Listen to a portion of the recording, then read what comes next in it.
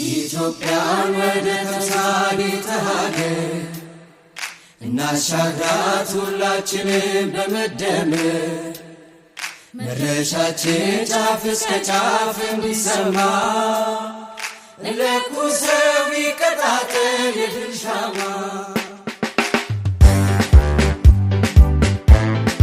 ሁላችን አማራጭ አማራጭና ደጋግሞ ስናለሞ ነገር የተለመ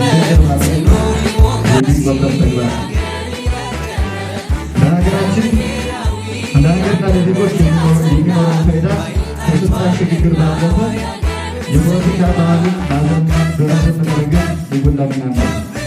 ምርጫ ስንል የዜጎች ድምፅ የሚሰማበት የመንግስት ስልጣን በህዝብ ፍቃድ ብቻ የሚገኝበት ለሀገርና ሰላም እድገት መሰረት የሚጣልበት ታላቅ የዲሞክራሲ ተቋም እንደሆነ ፓርቲያችን ብልጽግና ያምናል። ተመካካሪ የፖለቲካ ኃይሎችን ልዩነታቸውን በጠመንጃ ሳይሆን በሀሳብና በደረጃ እንዲመጡ በማስቻል ምርጫ በጣም ወሳኝ ነው። ውድ የፓርቲያችን አባላትና ደጋፊዎች፣ ብልጽግና ፓርቲ ዋና ዓላማው ኢትዮጵያ በሁለንተናዊ ብልጽግና ማሸጋገር ነው። ይህ ዓላማ በቁሳዊ እድገት ብቻ ሳይሆን የሰው ልጅ ስብዕና በሀገር ክብር ላይ ያተኮረ ራዕይ ነው። በዚህ ፓርቲያችን ብልጽግና ሁለንተናዊ አንጸባራቂ ድሎችን አስመዝግቧል። ፓርቲያችን ብልጽግና ትናንትን ያከመ ዛሬን የሚተጋ ነገን የሚተጋና ፓርቲ ባለፉት ዘመናት በሀገራችን ኢትዮጵያ ብዙ ተስፋና እምቅ አቅም ያላት ቢሆንም የአቅሟን ያክል ውጤት የዕድሜዋን ያክል እድገት አላሳየችም ነበር። መለወጥ ሲገባቸው የተቸከሉ፣ መሻሻል ሲገባቸው ኋላ የቀሩ፣ መመለስ ሲገባቸው ያልተመለሱ፣ መሰራት ሲገባቸው ውለው ያደሩ ጉዳዮች ነበሩ። ነገር ግን ፓርቲያችን ብልጽግና በሀገር በቀል የመደመር ፍልስፍና በመመራት እውነተኛ ህብረ ብሔራዊ ፌዴራሊዝም ስርዓት በመገንባት ባለፉት የለውጥ ዓመታት ሁለንተናዊ ለውጦችን ማስመዝገብ ተችሏል። ውድ የፓርቲያችን አባላትና ደጋፊዎቻችን፣ በሀገራችን ታሪክ ወርቃማ ጊዜ ትናንት ሳይሆን ዛሬ ነው። ዛሬ የሀገራችን ስብራቶች እየተጠገሙ ነው። ዛሬ የሀገራችን እምቅ ሀብቶች እየወጡ ነው። ዛሬ የሀገራችን ጂኦፖለቲካዊ ቁመና እየተቀየረ ነው። ዛሬ ሀገራችን ነገዋን እየተለመች ነው። ዛሬ ሀገራችን ብዙ ነገሮች ራሷን የመቻል እቅዷን እያሳየች ነው። ይህን ውጤታማ ጉዞ የጀመረው ደግሞ ፓርቲያችን ብልጽግና ነው። ስለዚህ ብልጽግና ፓርቲ ሀገርን እያሻገረ ያለ ፓርቲ ነው። በድምሩ ፓርቲያችን ብልጽግና ባለፉት የለውጥ ዓመታት ፖለቲካዊ፣ ኢኮኖሚያዊ፣ ማህበራዊ መስኮች ላይ በርካታ ስኬቶችን ያስመዘገበ ነው።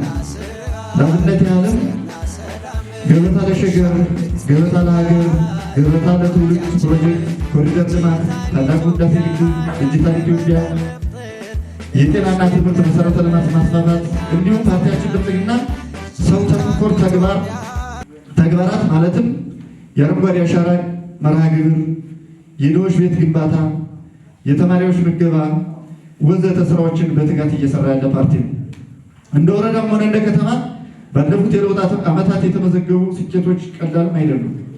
በበጋ ስንዴ ልማት የአመለካከት ሽፍት እየታየበትም፣ በአረንጓዴ አሻራ፣ በእንስሳት ሀብት ልማት ሰፊ ግብዓት ስርጭት ቴክኖሎጂ መጠቀም፣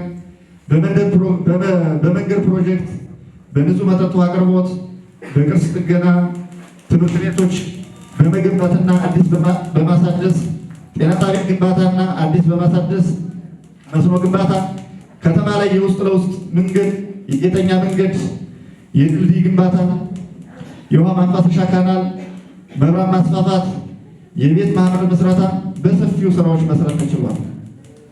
እነዚህ ስኬቶች ያስመዘገብነው በአንድ በኩል ልማትን በማስቀጠል እየታገልነ፣ በሌላ በኩል ደግሞ በኃይል ለመቆናጠጥ የሚፈልገውን ስልጣንን በኃይል ለመቆጣጠር የሚፈልገውን ሀሳብ አልባ ታጣቂ ቡድን ላይ ህግ እያስከበርን ነው። እንደምታውቁት የገጠመን የጸጥታ ችግር በሙሉ ልብ እንዳናለማ የአቅማችን እንዳናለማ እንቅፋት የፈጠረ ቢሆንም የጸጥታ ችግር ውስጥ ሆኖ ማልማት እንደሚቻል ያሳለፍናቸው 2-3 ዓመታት ማሳያ ናቸው። ባለፉት ጥቂት ዓመታት እንደ ክልል እንደ ዞንና እንደ ወረዳ የገጠመን የጸጥታ ችግር የምንቀርፈው የተሳካ ምርጫ በማካሄድ ነው። ምርጫ የሀሳብ ትግልና የድምፅ ብልጫ ውጤት ነው። የውስጥ ባንዳና የውጭ ባንዳ ኃይሎች ምርጫውን ለማደናቀፍ ቅንጅት ፈጥረው ትናንትም ይሰሩ ነበር፣ ዛሬም እየሰሩ ነው፣ ነገም ይሰራሉ። ነገር ግን ለምንድን ነው ምርጫውን ለማደናቀፍ የሚሰሩት ብላችሁ ልጠይቁ ትችላላችሁ። ምርጫ ለአንድ ሀገር ዲሞክራሲ የሆኑ መሆኑ ፋይዳው የጎላ ነው። በህዝብ የተመረጠ መንግስት ለጠንካራ ሀገረ መንግስት ግንባታ ወሳኝ ነው። በምርጫ በህዝብ ይሁንታ ያገኘ መንግስት ለሀገር ክብርና ብሔራዊ ጥቅም ያስከብራል ብሎ ስለሚያስብ ነው። በህዝብ የተመረጠ መንግስት የጫካ ባህላዊ ትግልን ያስቀራል። በህዝብ የተመረጠ መንግስት በሀሳብ የበላይነት ይመራል። ጠንካራና ነፃ ገለልተኛ ታማኝነትንም ይገነባል። ስለዚህ ለሀገራችን በጎ የሚያስቡ የውስጥና የውጭ ጠላቶቻችንም ምርጫውን ለማደናቀፍ መስራታቸው ስለማይቀር የፓርቲያችን አባሎች፣ ደጋፊዎቻችንና መላ ህዝባችን እነዚህን አደናቃፊ ኃይሎች በጋራ ልንታገላቸው ይገባል።